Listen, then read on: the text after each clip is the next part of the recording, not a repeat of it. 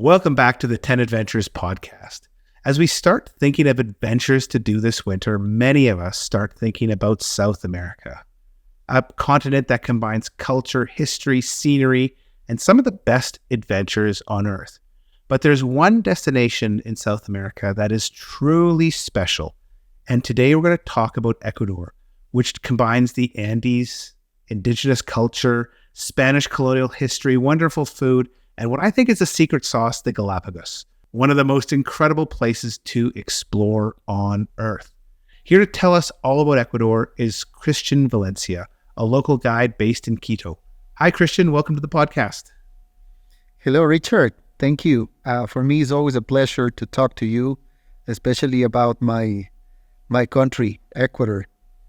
I'm super excited to talk today because Ecuador is just such an incredible destination and such a special place to visit. And I feel like a lot of people don't realize what's there. And so maybe to start off, can you maybe just describe why Ecuador is so famous for travelers and why tourists have been coming here for centuries to explore?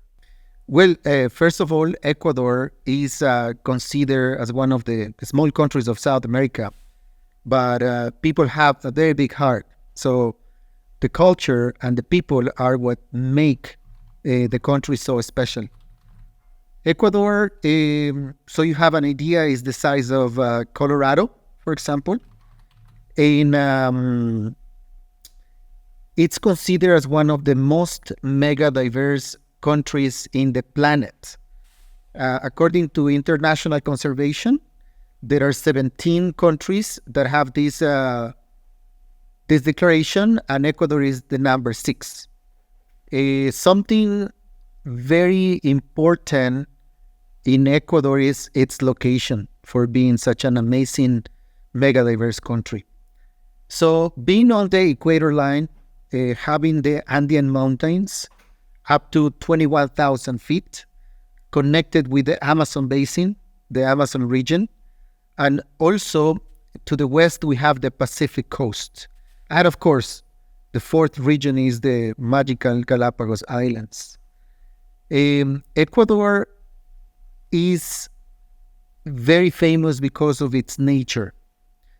So we have a very big number of species of flora and fauna, and we are still discovering. For example, very recent, we have discovered a new species of anaconda in the Amazon region of Ecuador. Nat Geo with Will Smith while filming Welcome to Earth a couple of months ago, they were able to discover a new species of anaconda, which is considered as the largest of in the planet. So that's how impressive it is to have areas of Ecuador that are not discovered yet. So there's so much to see, especially having over than 40 national reserves. We have so much protected land. Ecuador was the first country to write in the Constitution about protected places by right, by law. So we have the Galapagos that is known for its biodiversity too, where you have many endemic species. With this, we mean that these are species that are not found anywhere else in the world. For example, the marine iguana.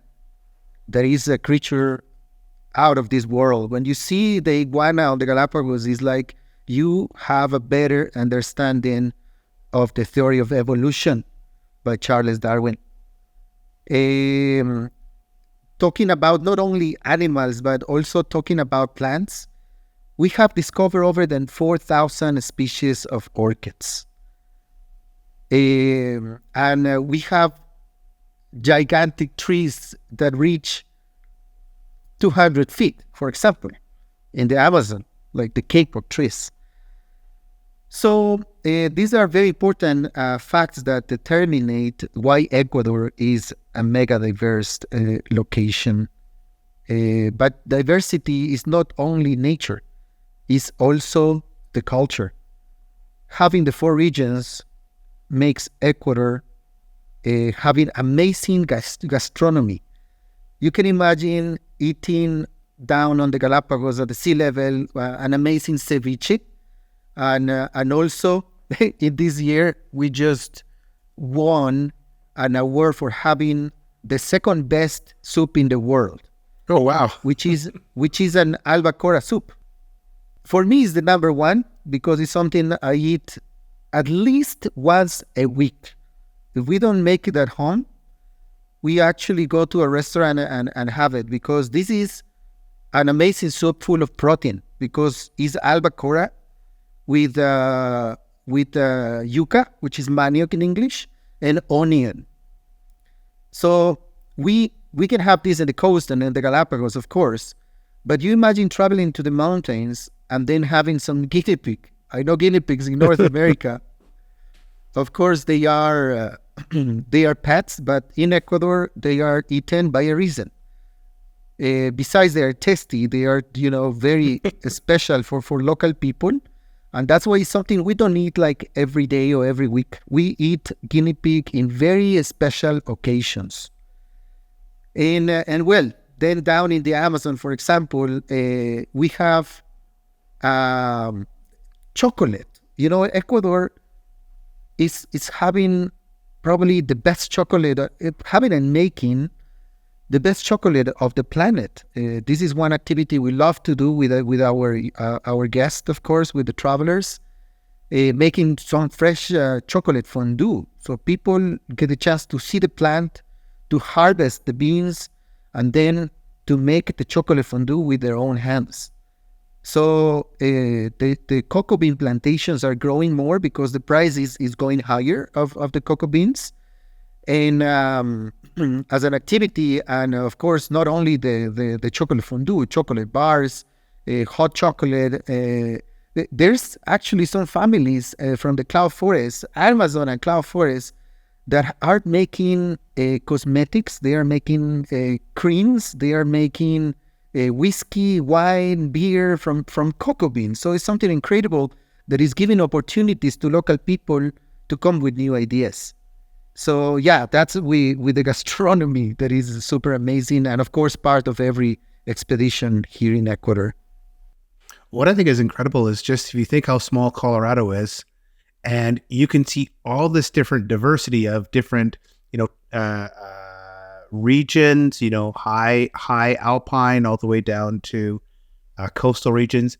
And also you have this like diversity of culture and history of the indigenous history that's different, whether or not you're in the Andes or in the Galapagos or down in the Amazon. You also have the colonial history where there's a lot of Spanish colonial buildings, and it's easy, a lot of trips you kind of see just one thing, but you can see dozens of totally different things and different experiences in a 7 or 10 day trip that you can't really get that much diversity in many other places on Earth, I don't think. Yeah. In Ecuador, we have 14 different languages, for example. Spanish, of course, is the main language, but 35% of the people who are indigenous, they have their own language. There are languages spoken in the middle of the Amazon that are very different, like totally different than Spanish or than English. They do have their own alphabet, and it's just so special to have all these languages. And of course, these groups of indigenous people have also their own beliefs. For example, in the Amazon, they still have their shamans who are the leaders of every community, and they do have the biggest wisdom and knowledge about the natural medicine. So people of these communities, they don't go to the hospital. They prefer to go talk to the shaman, and the shaman tells them what to do. And with the plants, with the power of ayahuasca also is how they get connected with nature and help the local people. And the local people believe because it's something important to tell is like to be able to get into this knowledge, you have to believe. So local people still believe in the shamans, and the shamans help them. Help them when they are sick or when they need to just when they need a solution or somebody to talk about a project or something. The shaman is the right person to talk to. Also, up in the Andes, we have these indigenous communities that are still making their big festivals of Inti Raymi with the summer solstice. We just had this a couple of weeks ago, and all people get together for singing and dancing on the street, and they have connections also with the celebration of San John that was introduced by the Spanish. So at the same time, they go to the churches and have the Catholic celebrations, because it's how history has changed some of these people. But it's something we call syncretism. So people still have their own ancient beliefs, but they are also Catholic. And these indigenous people also are still making some of the most beautiful, colorful tapestries and ponchos and souvenirs that are sold in the markets. There are so many markets where you can still see the unique technique for making their textiles. And also, the indigenous people have their markets of vegetables and fruits, and even nowadays it's possible to go and visit one of the animal markets. In the animal markets, you can buy from a guinea pig up to a horse. So you have ducks, chickens, you have rabbits, you have sheep, you have llamas, alpacas. It's just incredible to go back in time, I would say. Every time we go visit one of these markets, just to see the local people speaking their own language and trading animals is just something very special to me to have in Ecuador still. Yeah, and it's something, you can't get that experience elsewhere.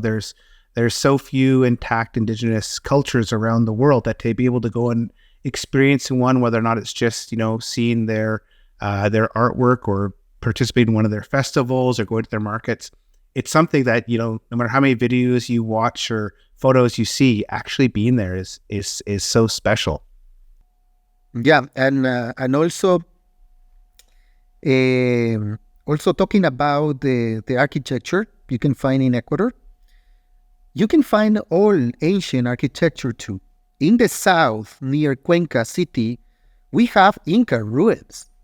So we have this a beautiful place called Inca Pirca, where you can actually see the square stones in a building that the Incas used to make.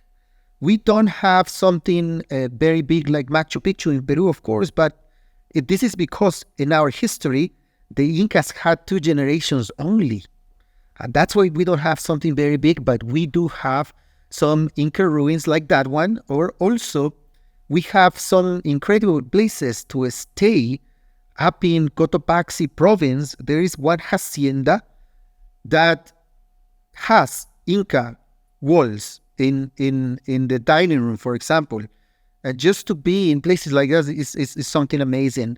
And then traveling to the colonial cities like Quito or Cuenca, you find the architecture that was brought by the Spaniards. For example, we have golden churches, we call. There's one in Quito called La Compañía. As soon as you enter this church, it's like, wow. Then it has like, you think about the gold, like, wow, there's so much gold here, there's so much money. But you think about all the people that just helped in the construction of that church. It took over 100 years. So it is the architecture you can find in the old cities is just spectacular too. It sounds incredible. Now, I know one thing that is going on right now is there's been some news about Ecuador that, we don't get a ton of news here in North America about South America unless it's, usually bad news or elections. And I know I've talked to a few people that say, oh, I'm not sure if Ecuador is safe to go right now. I read there's, some political aspect going on. Can you maybe just talk about what's going on politically and how this is impacting tourism? Yes, we have a new president now. This president has been in power since the end of the last year. So at the beginning of the year, because of the increase of insecurity in Ecuador, the president decided to declare a state of emergency with a curfew in the whole country. This was for 90 days and it was extended in some provinces till now. But this has worked. I think these decisions of the government have worked really good for us, because we can feel that nowadays Ecuador is even safer than in the past, probably, because having a bigger control of the crime and the jails also by the militaries. And I think the news, the international news, have made this very big. And that was a problem for us, because a lot of people just reading the news, the international news, that it's not safe to travel to Ecuador now. But I think the government slowly has been taking the control of the security of Ecuador. So as Ecuadorians, we feel that it's safer now, at least if we compare to the last year. It's been way better. But this is also with locations. There are some places that are not recommended to go, especially down in the coast of Ecuador. But I think this is not only Ecuador, right? I think the problem with insecurity is all around the world. I just think we have to travel smart, and we have to be careful, and we have to go with professionals in any place we travel in the world. Yeah. That's one thing I've always found is, if you don't know what's safe and what's not safe, you can get yourself into a lot of trouble. But going with professional guides who understand the situation, typically the tourism areas are the safest parts of any country, because you have the most police and military making sure those areas are kept safe. And I'm sure right now in Ecuador, it's probably safer than ever to go to many of the most popular tourism areas. Absolutely. I have been guiding a couple of groups. The season in June, normally is super high. But at the moment, tourism is slow. The tourism industry has been affected by the news in January. So we see less people. Of course, for the people that are traveling now, they just open their eyes and they see that they are the only ones staying in the hacienda, the only ones that are walking down the trail, the only ones down the river paddling. It's something cool. It's like going back in the pandemic years when everything was like empty. So this is something special. I think is a good time to try to explore Ecuador when there's less people. Well, there's a real impact of the hundreds of thousands of people that work in tourism in Ecuador right now, because people are worried from what they've seen on the news. There's people that are unable to work, unable to feed their families, and this is one thing we saw in the pandemic. Tourism wasn't impacted that significantly in North America and Europe. It was impacted for a year, but in some countries, the local guides and porters and hotels, they were impacted for 2, 3, even 4 years. And I know other parts of South America are facing the same issue right now, where most travelers are going back to Europe or staying in North America, and they're not going back to South America or Africa. And now's the time where if you want to help the local population, your tourist dollars just have such an enormous impact on the people that are living there. It helps feed their families, pay for school fees, do all those things. And it's almost like if you want to go on holiday and do good, going to Ecuador right now is one of those places where you can do a lot of good just by going on vacation, isn't it? Yes, unfortunately, not having groups as usual, as I told you. Normally the summer season for us, we're super busy. We have a lot of groups, but at the moment, not really. And hotels are empty. There are many guides, drivers, the markets we were talking about, people that just sell souvenirs, restaurants. they all have been really affected by the situation. So the best way to support is, of course, to travel to Ecuador and join our expeditions. Yeah, and there's something special about going to a place when it's not as crowded. Like I remember years ago traveling after the global financial crisis, and it was like everything was really empty, and actually it was kind of special to have, kind of these places, having, more engaging experiences, because you could take time to talk to local people and understand, and you being there, people wanted to give you the best service to show off their country. And so it's not only are you helping people, but it's also a way to actually have, probably one of the best experiences you can have. Now, Christian, you and I have been working together on a way to make it easier for people to get to Ecuador, looking at, discounts at hotels and drivers and other entities are offering just to try and get people to explore. And we've taken 2 tours and given them a heck of a good discount. And these are 2 of the most popular tours. And I want to just talk about these tours because they are just kind of, incredible for what they're going to see. The 2 tours are, one is about a trekking tour that go across the Ecuadorian Andes, and the other one is a multi-sport that goes throughout Ecuador. And so let's talk about these 2 trips. And let's start with trekking in Ecuador because it's just such an iconic destination to go. Can you talk us a little bit about what makes that 1-week trip so spectacular? This is one of the trips I like the best, and it is because it's trekking off the beaten path.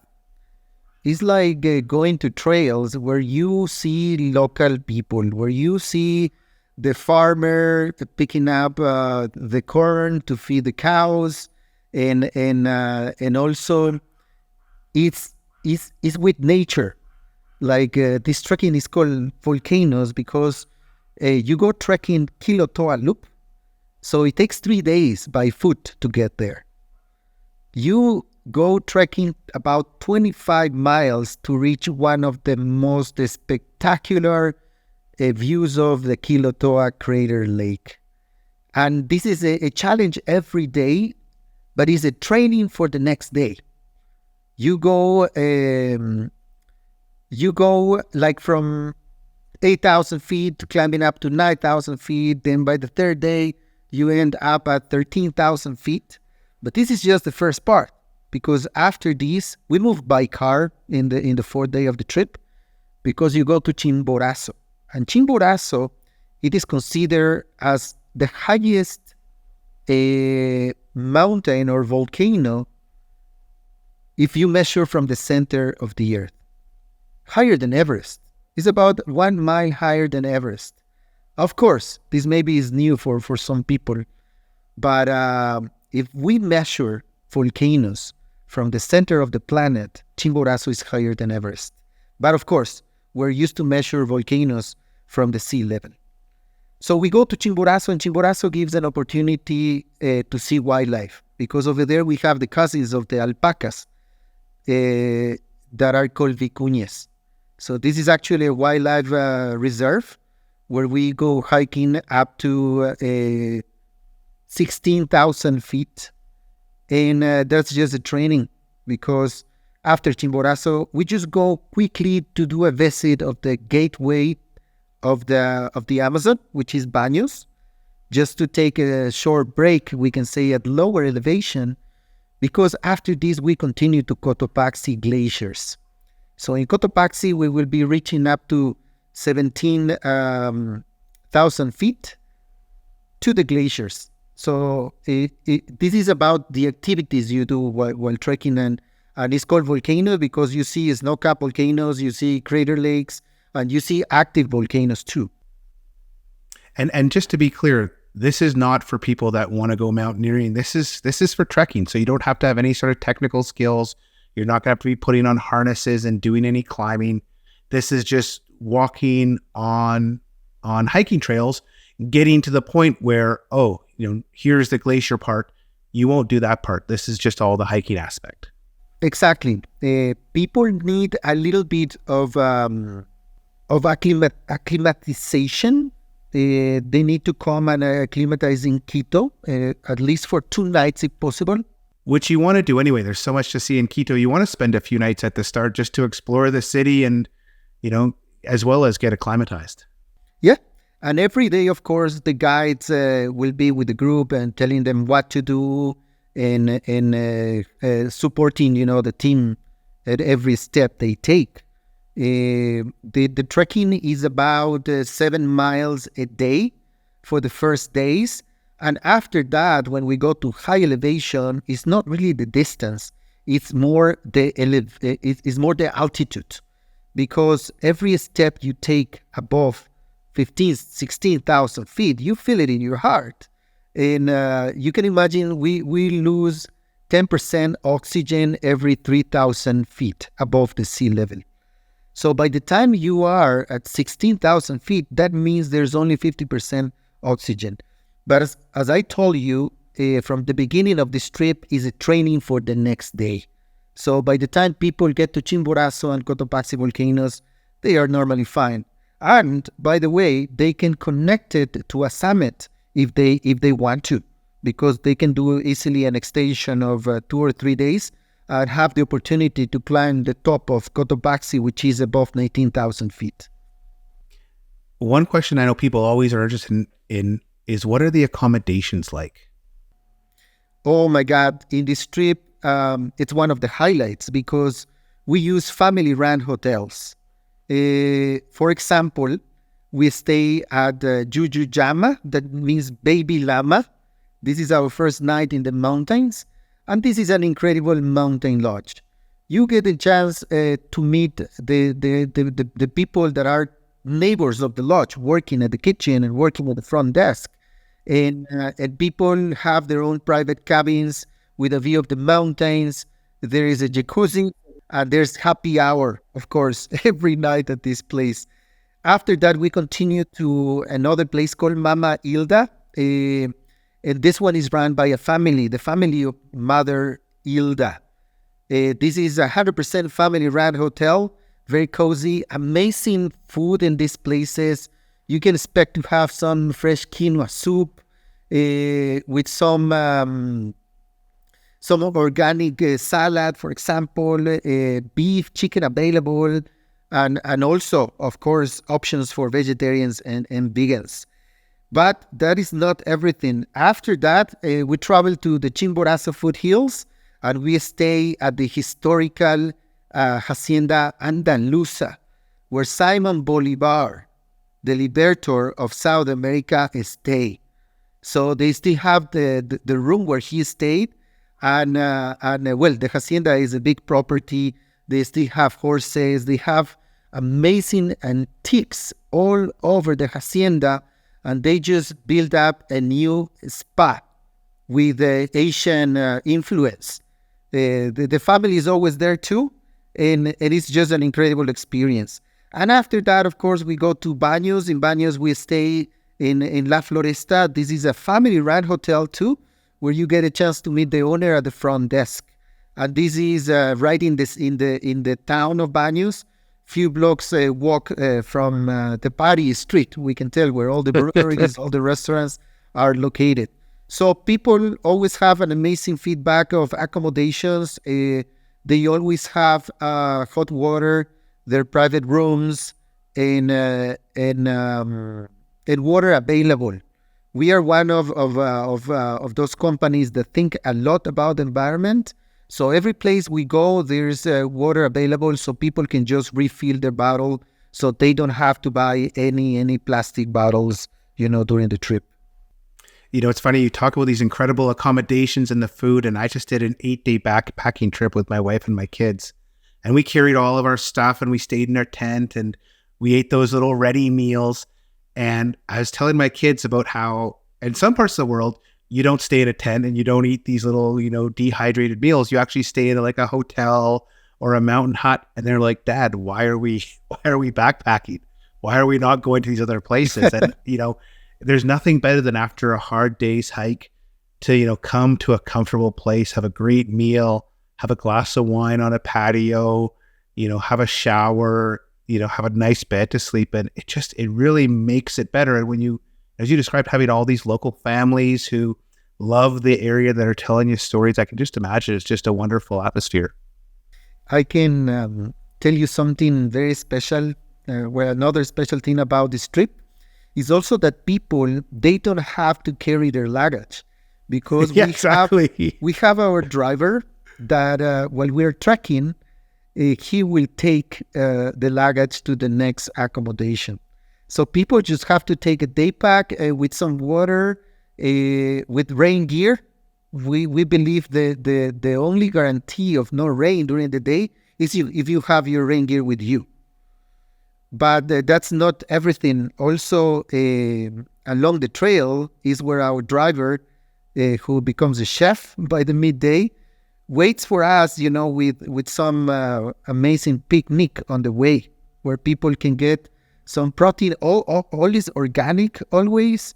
A lot of fruit, a lot of beans, beer and wine available always in these trips.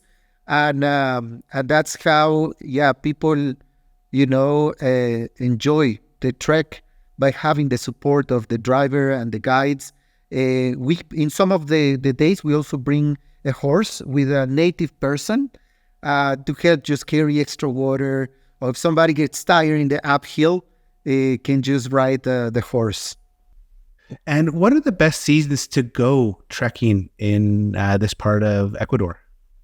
Well, we have 2 seasons in the Andes of Ecuador. The dry season is from May to September. So that is when we have mostly blue sky, and it's a little windy. And then the rest of the year, from October to April, it's the rainy season. But our rainy season is not like rain every day. Actually, in Ecuador, they consider the best time for mountain climbing is from October to January, because you do have some rain, but it's mostly in the late afternoon. But you have beautiful mornings. So if you ask me, the best time to come, I don't really know whether it can change. So we ran this trip all over all year round, and we just recommend people to come ready for all kinds of weather. This sounds like an epic trip. That would be just a great way to get active and stay in shape in winter. It's cold and snowy here in North America or Europe. Head to Ecuador and get a week or so of fresh air and get your body moving. But I want to switch gears to the other trip, which is the multi-sport that takes in kind of every part of Ecuador. Can you maybe describe this trip and the kind of places it takes people to? Yeah, the Galapagos and Ecuador multi-sport. This one starts in Quito. Quito is our base where people have the international airport. So there's always one night in Quito at the beginning. And the next morning, we just travel to Isabela Island. Isabela on the Galapagos is considered, it is like 50% of the Galapagos in territory. And is one of the youngest islands you have in the archipelago. On Isabela, you can see basically most of the species of wildlife you find in the whole Galapagos. That's why we stay there for 4 nights. Oh, wow. As it's a multi-sport, we combine activities like trekking to the top of a volcano. This is the Sierra Negra volcano, which is active. And people get a chance to see how it's just being hiking in the rim of one of the biggest calderas of the planet, and having an understanding of the geology of Galapagos and how it was created. And over there, you will still have some lava tubes where you can put your hand inside and feel the heat, because it's one of the youngest islands that is still on top of the hotspot of the Galapagos. So one day trekking, then another day you go by bike. You go biking on some lava trails next to the coast, and you have to stop many times because along the way you see giant tortoises, you see marine iguanas, you see flamingos. So everyone wants to stop to get a picture of all these amazing wildlife. And this bike ride is not difficult because it's at the sea level. There's very little climbing, and it's about like 10 miles only. And another activity you do, and nobody can miss this activity on the Galapagos, is snorkeling. So we have two opportunities to go snorkeling. One is to tintoreras. Tintoreras means white-tip sharks. Is one little area next to the main bay in Isabela called Tintoreras, because we have the white-tip sharks there. But people should not get scary about the sharks, because they are friendly over there. They are not feeding on humans, so you have the opportunity to go snorkeling next to sharks. You go snorkeling next to the iguanas we were talking about before, the marine iguanas. It's just like being next to little Godzillas next to you. And also on Isabela, you have penguins. So you can snorkel next to the penguins. You can see how the blue-footed boobies are just diving into the water to catch the fish they eat. Is amazing. The blue-footed boobies, they go into the water, and on the way out is when they catch a fish. So sometimes when you are snorkeling in this area, you have the chance to see something like that. But this is Tintoreras only, because another day we go to the lava tunnels. The lava tunnels is for me, is the most spectacular place we have on the Galapagos. You can see these formations of the arches next to the ocean, and you go snorkeling on calm water, very shallow. And as soon as you go in the water, you just see like, what is that?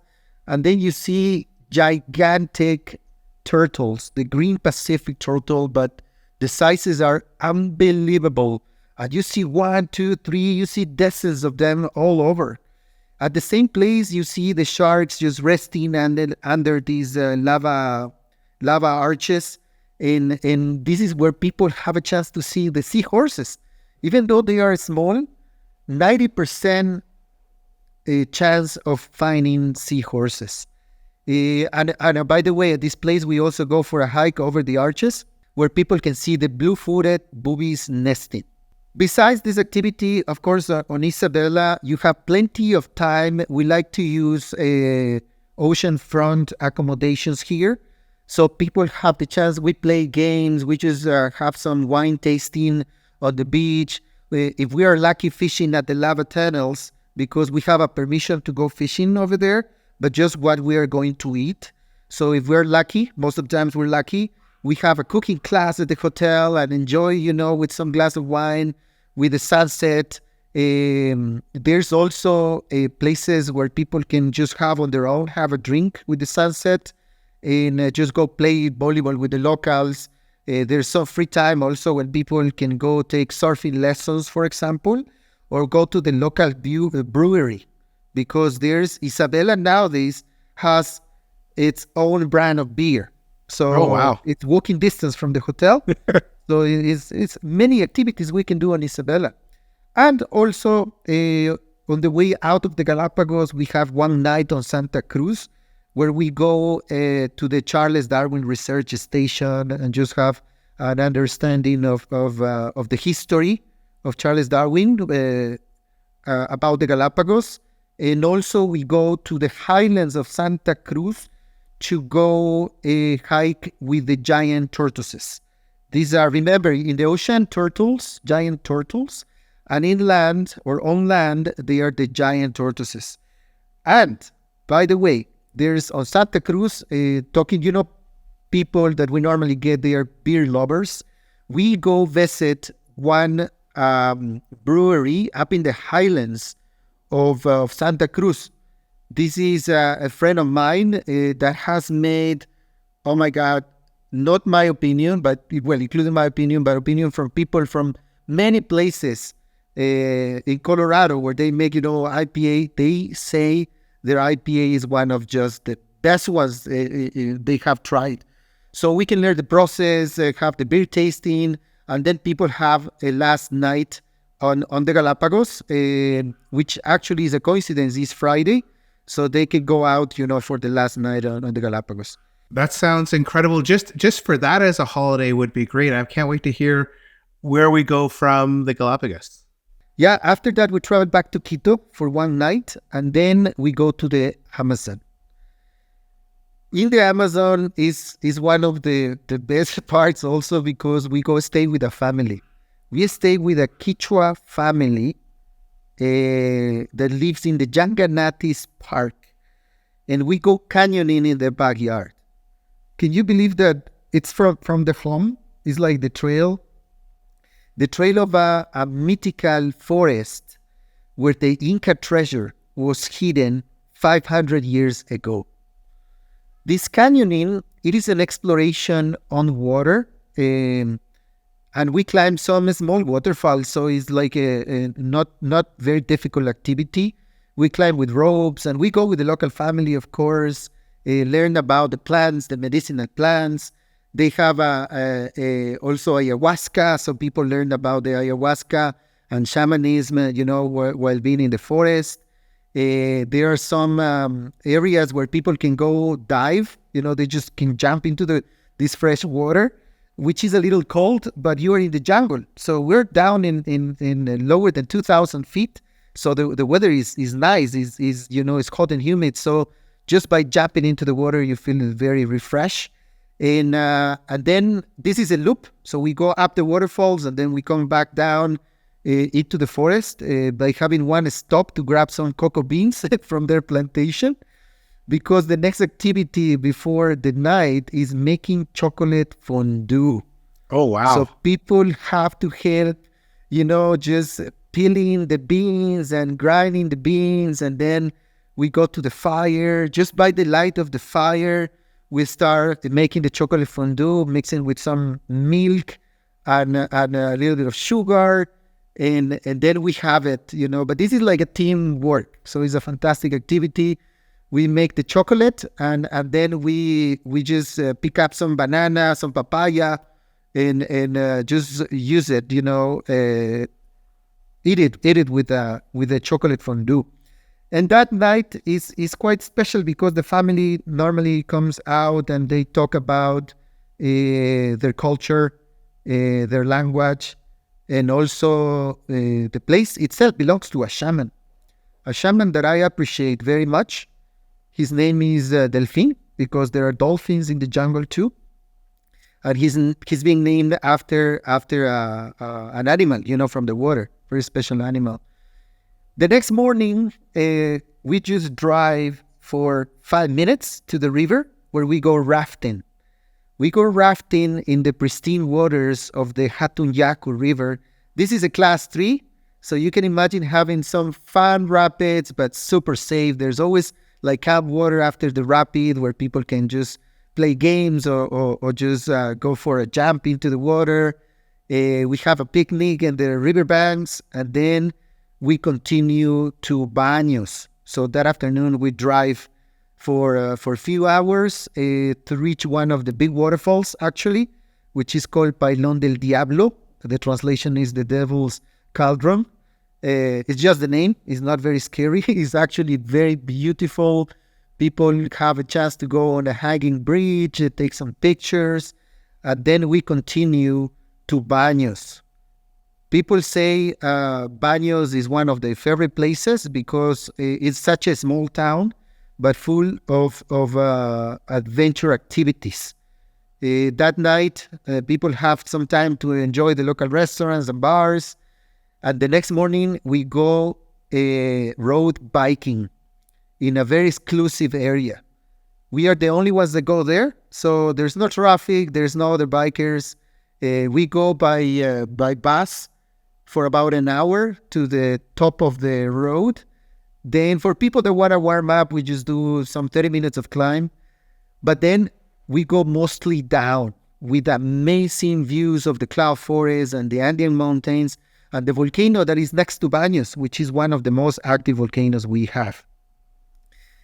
That night in Baños, we also go, by the way, in Baños to the swing of the end of the world, which has become famous because somebody back in 2014 took a picture of the swing, somebody on the swing, and the swing is just hanging from a tree house. It's a spectacular view, but the volcano was erupting. So he participate in the photo contest of National Geographic, and he won. That's why this place became so famous. So everyone wants to go and take a picture. Most of the activities we do at this trip, are off the beaten path. But there are some places that you gotta go. It doesn't matter if we have to make a line, we make it, but you have to get that picture. It's just amazing view. This is how we finish with Baños, and the next day we go to Cotopaxi. Cotopaxi is a volcano that should be included in every adventure expedition in Ecuador because it's the perfect conical shape, like the fairy tale volcano you have in mind always. And over there we go do some hiking to the base camp. And if people have, of course, the physical condition, we continue to the glaciers to 17,000 feet. And then we go back to Quito. This is how we finish the loop of the Amazon and Andes. And we have our last night celebration night in Quito. Next morning, people can leave anytime after breakfast, depending on their international connection. And how many days is that in total, Christian? This trip is 12 days, 11 nights. Wow. And to see that much variety and have those many experiences, it's just spectacular. And I think both those sound good. I actually could see wanting to do both. You go and you do your hard trekking for a week, and then you go sit on the beach for 4 days and explore the Galapagos, and then go and swim in, rivers in the Amazon, and then come back to the Andes for one last hurrah. That just seems like such an epic way to spend, it wouldn't even be 3 weeks of vacation time. Yeah, I know. If people have the time, they should come for the 3 weeks to see it all. And so we have a great promotion going on in 10 Adventures. And one of the aspects is huge discounts on these trips, but also the ability to go private. And so most of these trips are run as group trips, but for the next little while, we're also going to give pricing to go as a private trip. So it's just you and your partner, you and your friends, you and your family, which also gives you the ability to also customize the trip a little bit as well. So if you have a family, you want to dial some of the activities down, you can do that because it'll just be your guide and your group. And so I think it's a really exciting part of this promotion. I'll put all the details in the show notes. And Christian might be one of your guides if you book, and you can have the expert telling you all about what you're seeing while in Ecuador. Christian, I want to say thanks for coming on the show today. It was great. These trips sound incredible. Your knowledge is unsurpassed. And I just really appreciate you sharing all this and what you're doing to try and help tourism recover in Ecuador and help, hundreds of thousands of people get back to working full time.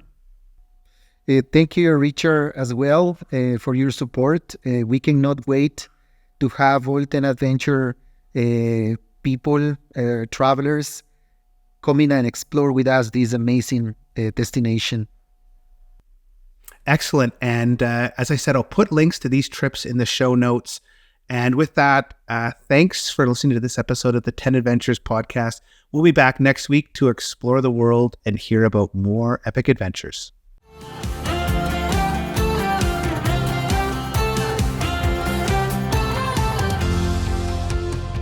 Start planning your own adventure by visiting us at 10adventures.com and listen to other episodes of the 10 Adventures podcast on Amazon Music, Apple Podcasts, Spotify, or anywhere else you find your podcasts.